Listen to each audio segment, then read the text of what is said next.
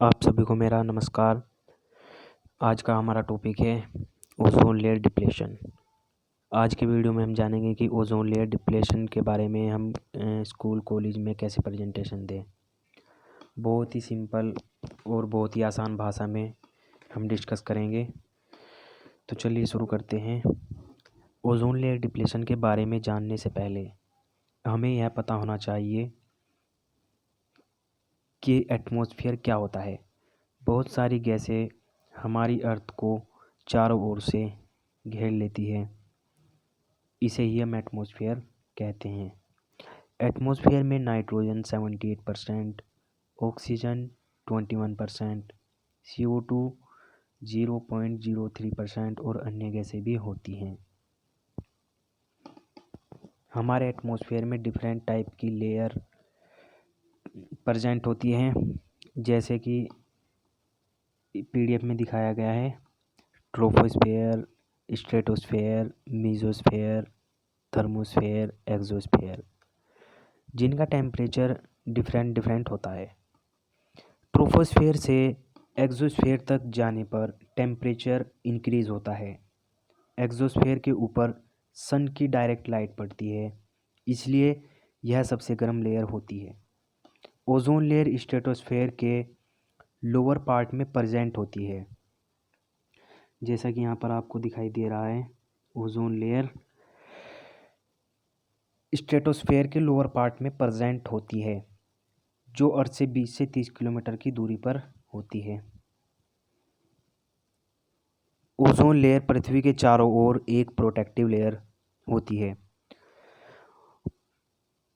अगर ozone layer ना होती तो शायद पृथ्वी पर जीवन ना होता। ओजोन एटमॉस्फेरिक गैस है या O2 का एक टाइप है। इसका रंग हल्का ब्लू होता है। ओजोन लेयर फॉर्मेशन के बारे में बात कर लेते हैं हम। ओजोन लेयर फॉर्मेशन कैसे होता है। ओजोन लेयर फॉर्मेशन स्ट्रेटोस्फेयर में क्या होता है, ऑक्सीजन प्रेजेंट होती है। जब यूवी रेज ऑक्सीजन के मॉलिक्यूल पर पड़ती है तो वह उसे 2 ऑक्सीजन के एटम में तोड़ देती है। फिर एक ऑक्सीजन एटम ऑक्सीजन मॉलिक्यूल से रिएक्शन करता है और ओजोन का फॉर्मेशन करता है। जैसा कि यहाँ पर आपको ये रिएक्शन में दिखाया गया है कि एक ऑक्सीजन का मॉलिक्यूल है, उसके ऊपर क्या हो रहा है, यूवी रेज पड़ती है और वह ऑक्सीजन के 2 अलग अलग एटम में टूट जाती है। फिर एक ऑक्सीजन का एटम दूसरे ऑक्सीजन मॉलिक्यूल के साथ बाइंड करके O3 का निर्माण करता है। O3 मतलब ओजोन। ओजोन गैस क्या होती है, अनस्टेबल होती है, जो कि हमेशा बनती रहती है और टूटती रहती है। तो चलिए अब बात कर लेते हैं हम ओजोन लेयर के बेनिफिट्स के बारे में। ओजोन लेयर मीडियम फ्रीक्वेंसी की यूवी रेज को 97.99% तक एब्जॉर्ब कर लेती है। यूवी रेज 3 टाइप की होती है, जैसे UVC rays, UVB rays, UVA rays, जैसा कि यहाँ पर डायग्राम में आपको दिखाया गया है। UVC रेज बहुत ही ज़्यादा हार्मफुल होती है हमारी बॉडी के लिए। ओजोन लेयर इसको खुद में से पार होने ही नहीं देती है। और UVB रेज पार्शियली एब्जॉर्ब होती है, जो कि लगभग 2% ही पास हो पाती है। और UVA रेज फुल्ली पास होती है, क्योंकि हमारे लिए बहुत ही लिस्ट हार्मफुल होती है। UVB रेज क्या होती है, 2% पास होती है, क्योंकि ओजोन लेयर्स इसके बहुत सारे फ़ायदे भी होते हैं और नुकसान भी होते हैं। अब हम UVB रेज के फ़ायदे देख लेते हैं। फ़ायदा क्या होता है UVB रेज का। UVB रेज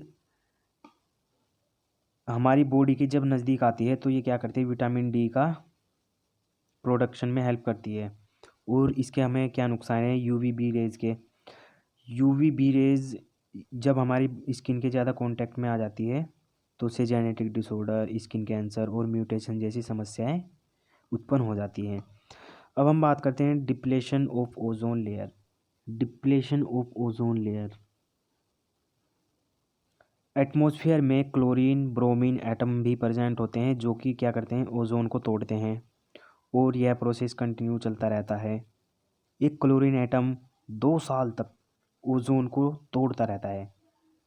कैसे, यहाँ पर आपको रिएक्शन में बताया गया है कि एक क्लोरीन एटम ओजोन को तोड़ेगा और क्लोरीन मोनोऑक्साइड बनाएगा और एक ऑक्सीजन मॉलिक्यूल रिलीज करेगा। फिर वही क्लोरीन मोनोऑक्साइड क्या करेगा, ओजोन के साथ रिएक्शन करेगा, ओजोन गैस के साथ रिएक्शन करेगा और एक क्लोरीन और दो ऑक्सीजन के मॉलिक्यूल रिलीज करेगा। ये प्रोसेस ऐसे साइकिल में कंटिन्यूस चलता ही रहता है हमेशा। अब हम बात कर लेते हैं आगे। तो ओजोन लेयर डिप्लेशन को बचाने के लिए हमें क्या करना चाहिए? ओजोन लेयर डिप्लेशन को बचाने के लिए हमें क्लोरीन की मात्रा का कम से कम प्रयोग करना चाहिए। लेकिन पोल्यूशन के कारण क्लोरीन की मात्रा एटमॉस्फेयर में क्या हो रही है, बढ़ रही है, जिसकी वजह से ओजोन डिप्लेशन ज़्यादा हो रहा है। इसका मेन कोज़ क्या है? ओजोन डिप्लेशन का मेन कोज़ है CFC क्लोरोफ्लोरोकार्बन, जो कि हमारे रेफ्रिजरेटर, AC, एरोप्लेन, स्प्रे से रिलीज़ होता है। जब CFC UV रेज पर पड़ती है, जब क्लोरोफ्लोरोकार्बन UV रेज पर पड़ता है तो क्या होता है, क्लोरीन एटम रिलीज़ होता है। ठीक है, वो क्लोरीन एटम रिलीज़ होता है तो क्लोरीन एटम फिर क्या करता है, ओजोन के साथ रिएक्शन करता है। फिर वही वाली पिछली रिएक्शन कम्प्लीटली साइक्लिक प्रोसेस होती है। क्लोरीन ओजोन के साथ रिएक्शन करती है और क्लोरीन मोनोऑक्साइड बनाती है, और क्लोरीन मोनोऑक्साइड क्या करता है, दोबारा से ओजोन के साथ रिएक्शन करता है और फिर एक क्लोरीन का एटम देता है। ये साइक्लिक प्रोसेस चलता ही रहता है हमेशा। अब हम बात करते हैं ओजोन, एक बहुत ही इम्पोर्टेंट बात है, ओजोन होल अंटार्कटिका के ऊपर प्रेजेंट है। ठीक है, ओजोन होल का मतलब यह नहीं है कि अंटार्कटिका के ऊपर ओजोन लेयर में छेद हो गया है। इसका मतलब है कि ओजोन लेयर वहाँ इतनी पतली हो गई है कि UV रेज उससे आसानी से पास हो रही है। नॉर्मल ओजोन लेयर का साइज होता है 300 डॉप्सन यूनिट से 600 डॉप्सन यूनिट, और यह 220 जब यह 220 डॉप्सन यूनिट से कम होता है तो इसे क्या बोलते हैं, हम ओजोन होल बोलते हैं। अब आगे एक क्वेश्चन है कि ओजोन डे कब मनाते हैं? 16 सितंबर। फिर एक बहुत ही इम्पोर्टेंट क्वेश्चन है हमारा ये कि ओजोन लेयर डिप्लेशन का मुख्य कारण CFC क्लोरोफ्लोरोकार्बन है, जो कि पोल्यूशन से प्रोड्यूस होता है। तो फिर ओजोन होल अंटार्कटिका पर क्यों पाया जाता है, जबकि वहाँ पर पॉपुलेशन भी नहीं है जो क्या कर रही है, पोल्यूशन प्रोड्यूस कर रही है? अब हम आगे बात करते हैं इसका आंसर कौन देगा। चलिए इसके आंसर के बारे में बात कर लेते हैं। लगभग हमारी जो पृथ्वी होती है उसके दो पोल होते हैं, साउथ पोल और नॉर्थ पोल, और बीच में होता है इक्वेटर, और अंटार्कटिका साउथ पोल पर प्रेजेंट होता है। लगभग 3 मंथ तक अंटार्कटिका पर क्या होता है, सनलाइट नहीं पहुंचती, तो वहाँ की जो कंडीशन होती है वो काफ़ी ठंडी होती है, जिसकी वजह से वहाँ पर क्या होता है, PSC का फॉर्मेशन होता है। PSC क्या होता है, पोलर स्ट्रेटोस्फेयर क्लाउड्स। PSC वहाँ के एटमॉस्फेयर में ऐसे केमिकल्स चेंज करता है जिससे ज़्यादा क्लोरीन और ब्रोमीन एटम बनते हैं। पोल्यूशन के कारण क्या हो रहा है, CFC से जो क्लोरीन एटम प्रोड्यूस हो रहे हैं वे क्या करते हैं, एयर सर्कुलेशन के माध्यम से साउथ पोल पर अंटार्कटिका पर पहुंच जाते हैं। तो क्या होता है, अंटार्कटिका पर क्लोरीन एटम बहुत ज़्यादा हो जाते हैं, जिसके कारण ओजोन लेयर का डिप्लेशन रेट बढ़ जाता है। मतलब ओजोन बन कम रही है और टूट ज़्यादा रही है। इससे अंटार्कटिका के ऊपर क्या हो रहा है, ओजोन लेयर पतली हो रही है। अब हम बात कर लेते हैं effects of ozone layer. Ozone layer के इफ़ेक्ट्स, सबसे ज़्यादा इसका जो हार्म पड़ता है वो पड़ता है ह्यूमन के ऊपर। UV रेज के ज़्यादा एक्सपोजर से skin cancer, sunburns, premature ageing, skin blindness, eye disease जैसी समस्याएं होती हैं। अब हम बात कर लेते हैं एग्रीकल्चर में क्या इसका इम्पैक्ट पड़ता है। ज़्यादा इंटेंस की UV रेज प्लांट ग्रोथ को हार्म करती है, जिसकी वजह से क्या होता है, फूड प्रोडक्शन में कमी आती है। एनिमल में क्या होता है, UV रेज के ज़्यादा एक्सपोजर से एनिमल में आई और स्किन कैंसर जैसी समस्या हो जाती है।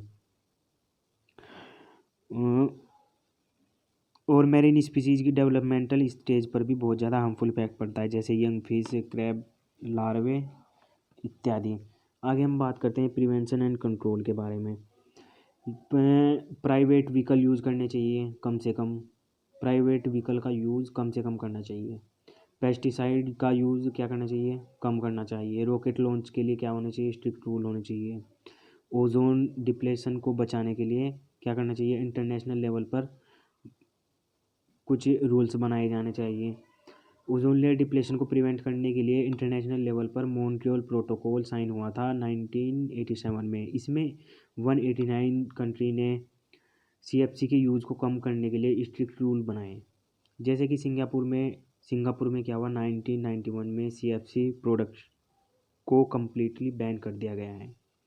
अब हम इसमें बात कर लेते हैं समरी, हमने क्या क्या पढ़ा। सबसे पहले हमने देखा था ओजोन लेयर ऑफ एटमॉस्फेयर, फिर हमने देखा ओजोन लेयर फॉर्मेशन, फिर हमने पढ़ा बेनिफिट्स ऑफ ओजोन लेयर, फिर हमने देखा डिप्लेशन ऑफ ओजोन, फिर हमने देखा effects of ozone layer depletion, और अभी लास्ट में हमने जो पढ़ा है, क्या पढ़ा, प्रिवेंशन एंड कंट्रोल। इसी के साथ ये टॉपिक यहाँ पर समाप्त होता है। आप सभी का बहुत बहुत धन्यवाद।